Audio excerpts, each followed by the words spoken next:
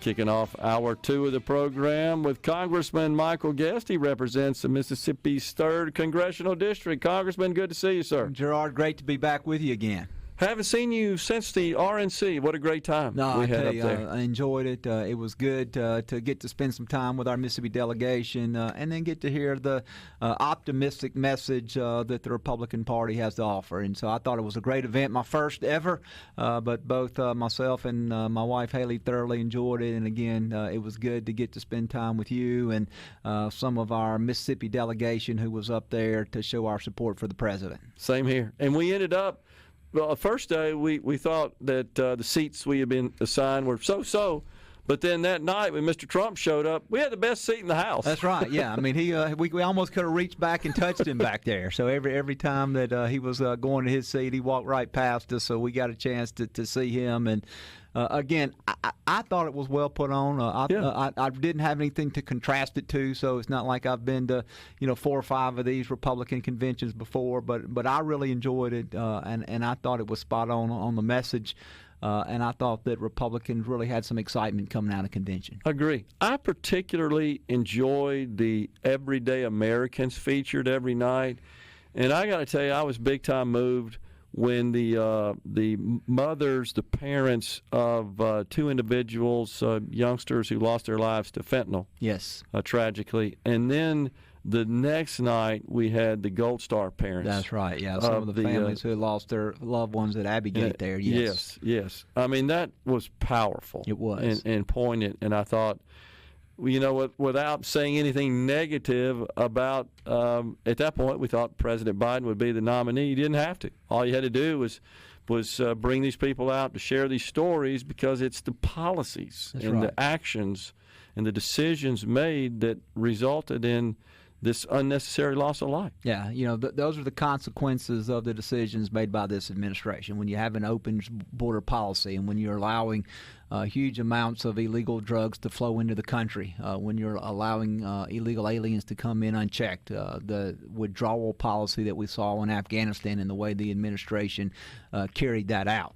All of these decisions have consequences, and so it's important for not only us to remind the American people, but at times for us to be reminded of the importance of the decisions that are made and the impact that it has on everyday lives across our country. I thought it was well done in that respect. On the other hand, the Democrats chose to bring out a sort of steady stream of ex-Republicans. That was kind of the way that they were approaching it, and I don't know that was too terribly impactful. That almost sounded more like sour grapes to me. That's right. I don't think any individual who at one time was a Republican office holder who now say that they're not going to support President Trump, I don't think that moves the needle at all. Again, a lot of sour grapes, a lot of people who are just angry in general, former Republicans who are mad because they're not in office, they weren't able to get reelected. Those are the people who are going out and throwing stones at President Trump. And so, look, if that's where they want to spend their time, instead of talking about, the policies of the country, if they want to roll out some of these people to do that, more power to them. But I think it's going to have zero impact on anybody who's going to go to the polls between now and November the 5th. I think you're right about that. So you're on recess right now. We're home until right after Labor Day, so I've got the rest of this week and next week. We've been traveling, doing some things, traveling across the district, getting to do some incredible things. We were in Marine a couple weeks ago where we helped ribbon cutting that they had there. They have recently gotten back the simulator for the KC-135, which they fly out of Meridian. And so that's the platform that they fly out of there at the 186. They had a simulator about a decade ago. The Air Force took that simulator away, relocated it, and for the last decade, there's been a great push by local, state, federal delegation to get that back. So we have that back, which allows them to do some additional training there, and we'll also bring in service members from other air bases to come in and train on the simulator there in Meridian. The National Guard also opened up a field maintenance facility there in Brandon just last week, so got a chance to join the governor and both our senators there. State-of-the-art facility there, $25 million roughly investment that's going to help us maintain our military equipment. So it was great to be a part of that. Yesterday in Starkville, the day before that, Scott County. When we leave here, we're going to be down in Simpson County. We'll be over in East Mississippi next week. So when I'm home, I get a chance to travel, spend some time with our elected officials, community leaders, and get to spend time with people like you and others to kind of talk about some of the things that are happening both in D.C. and here in the district. Sprinting around the district. That's right. You and your team. I've seen your team out there a lot too. A rolling stone gathers no moss, as they say. So look, and you're right. I've got a great team, and so particularly when the weeks that I'm in D.C., the fact that they're here representing our office as various events continue to go on, I'm blessed to have an amazing staff. Have been able in the August recess to rotate some of my D.C. staff home. That's been great. I had one of my local state representatives, I saw him earlier this week at a meeting in Rankin County, and he said, look, I just want to let you know you had some of your D.C. staff. They were in Polkville, which is there in Smith County, and he said, I want to let you know that how appreciative the mayor of Polkville was that you would send your D.C. staff down there to talk about some infrastructure issues that they have. So it's great to get them back home, and of course it's nice for me. I get to sleep in my bed every night. I get to see some friends for lunch, get to do some things that I don't normally get to do during my work week when I'm in D.C. So, Congressman, once again, we're facing the need to fund the government, and I know you guys worked rather feverishly on that.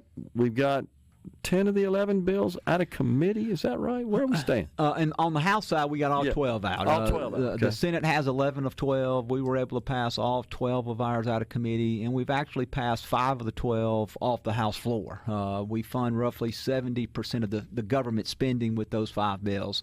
I think in the Senate, I think they've not been able to pass any off the Senate floor, and so we're making progress to returning to regular order. We're still not there yet. Regular order would be us not only passing all 12 out of committee, but passing all 12 off the House floor, sending those to the Senate, and then beginning to negotiate what those final spending levels should be. But when we come back, you're right, when we come back in September, government funding runs out October 1. And so we will either have to pass additional spending bills along with the Senate, or more likely than not, there will be a proposal for some sort of continuing resolution to continue funding the government at level spending for some period of time.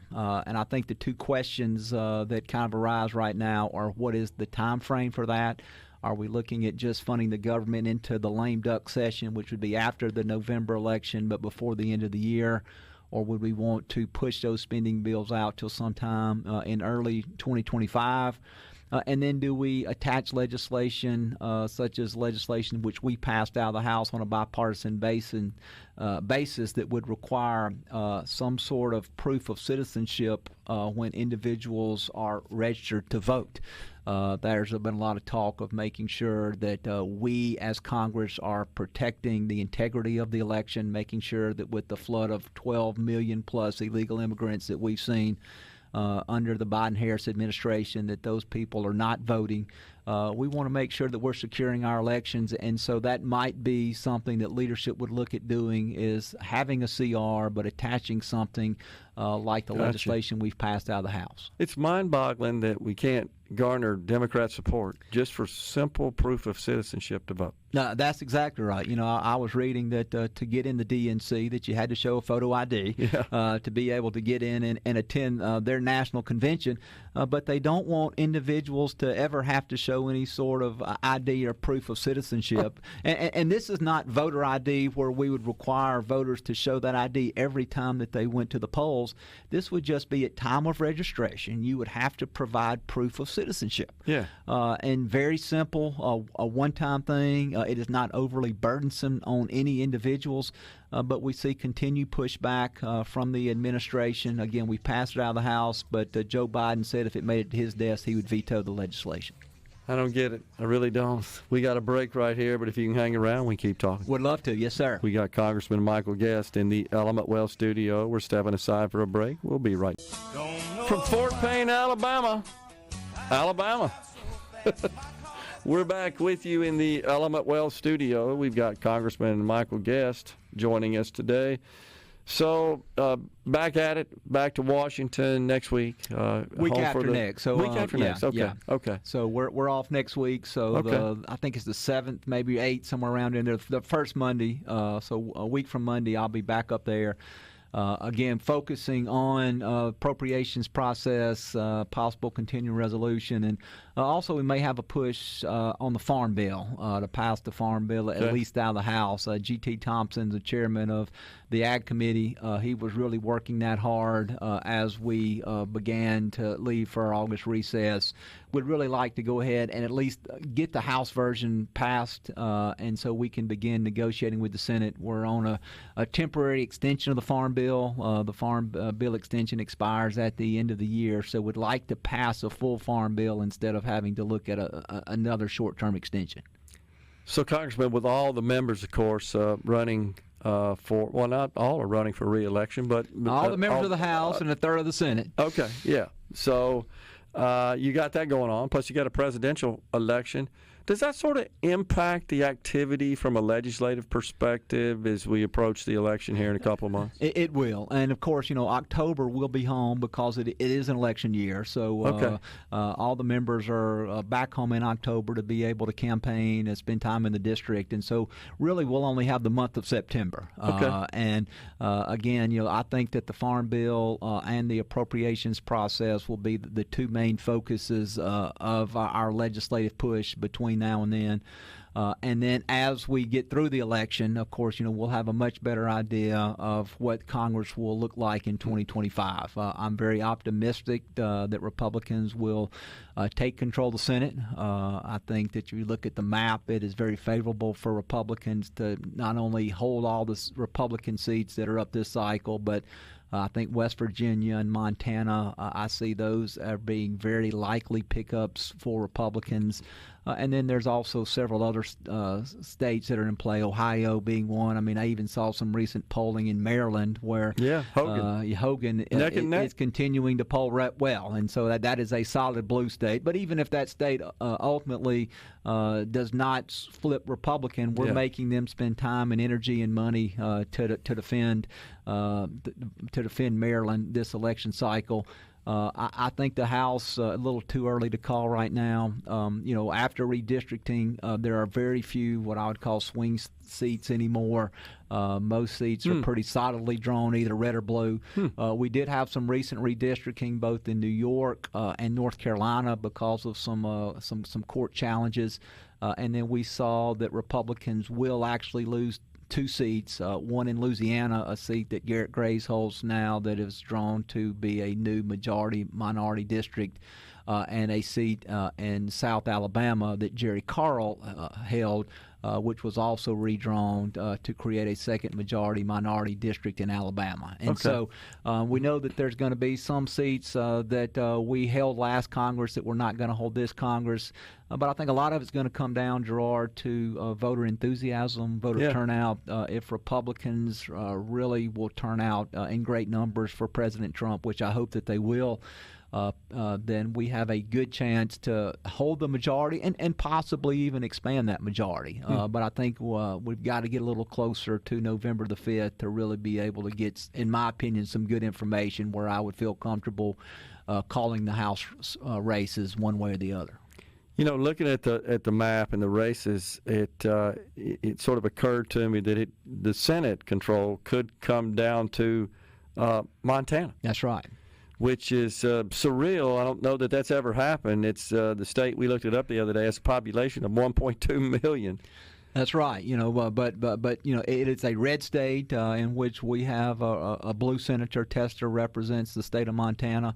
I know that the Republican Party is going to put a lot of resources in that state. We've got a great candidate, former Navy SEAL, who's running, businessman. And I think, and I'm very optimistic. I've seen some polling numbers that he has somewhere between a 5 and 7 point lead right now. Now we're 70 days out, but you'd much rather be 5 or 7 points up than 5 or 7 points down. And so that is a state that not only am I very optimistic, but I think the Republican Party as a whole is very optimistic that that will be a seat that will be in our column in November. Do you have a gut feel at this point about the presidential election outcome? What do you think? You know, you and I talked a little offline that there's about 6 or 8 states that are going to decide the presidential election. Ohio, Pennsylvania, Wisconsin, Michigan, Georgia, North Carolina, Arizona, Nevada.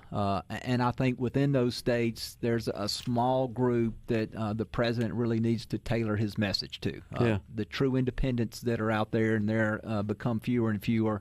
The Nikki Haley Republicans, those that consider themselves Republicans or that are Republicans but didn't vote for President Trump in the primary. And then the moderate Democrats, those individuals who are Democrats but they're unhappy with the direction of the country. And so if the president will focus on those swing groups and stay focused on issues, let's talk about inflation, the economy, immigration, let's talk about lowering energy costs, renewing the Trump tax cuts, which expire in 2025.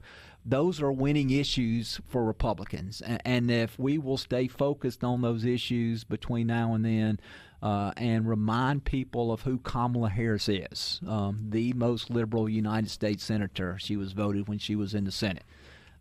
Just 3 or 4 months ago, the mainstream media was begging Joe Biden to dump Kamala Harris from the ticket because she was such an ineffective vice president, and she was so unpopular. And now she's made out to be the second coming of Ronald Reagan. And then, you know, we've got to pin her down on where she stands on issues. She's done a very good job of kind of following the Joe Biden playbook of staying in the basement, not having interviews, not telling people what she believes. But, you know, when she ran for president 4 years ago, you know, she believed in open borders. We know that she's for abortion on demand. She's for higher taxes. She's for gun control. And so she's for price control. We know now that she's for price control. And so we've got to do a better job as Republicans of reminding people who Kamala Harris really is and the policies that she espouses. And I truly believe that if she were to somehow be elected as the president, that we would long for the day that Joe Biden used to be in office. I think she is Joe Biden 2.0, and I think all the policies, the bad policies that he put in place, that she will double down on. And I think many of the things that she's saying, such as now that she's, you know, maybe receptive to building a border wall, I think that is strictly her gaslighting the American public to try to get their vote. Yeah. The flip-flopping, surely voters will recognize that, and Mr. Trump will highlight that in his campaign. Yeah, and particularly in the 2 debates that they're going to have. Yeah. So looking forward to those debates that are, I think the first one is maybe September 10th. September 10th, if I'm not mistaken. So that will be a chance really for President Trump to kind of highlight his policies differences and where he stands on issues versus where she stands. And I think she's going to have to at some point come out and really let the American public know. And she's either going to try to come out to be a moderate or, you know, her extreme left-wing views are going to be made known to everyone who watches. Yeah.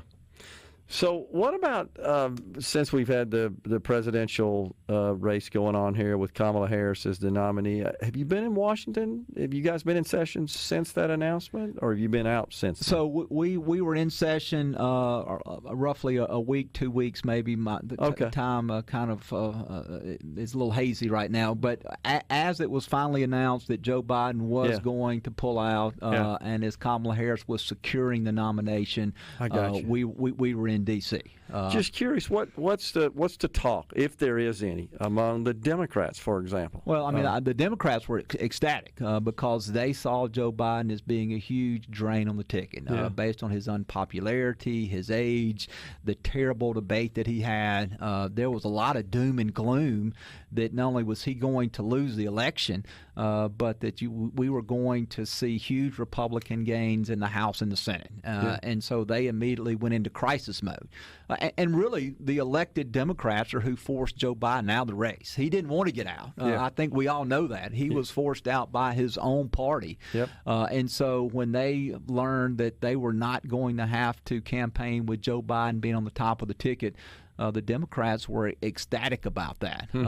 As Republicans, we basically see Kamala Harris as an extension of the Joe Biden policies. They've governed together for the last 3.5 years, and we're going to continue to hammer her on the negative policies and the impact it has had on all Americans. Man, seems like that would be a winning formula to keep pounding that message to the voters. Well, we know you're going to help us do that. Oh, you know that's right. Absolutely. Congressman, always good to see you, sir. Thanks for your service to Mississippi's 3rd Congressional District, and always enjoy having you on the show. Appreciate it. And good luck this weekend to our Bulldogs, Rebels, and Golden Eagles. Absolutely. Opening weekend coming up for the 3 big schools in the state of Mississippi. Congressman Michael Guest has been our guest here in the Element Well studio. We're coming right back. Stay with us.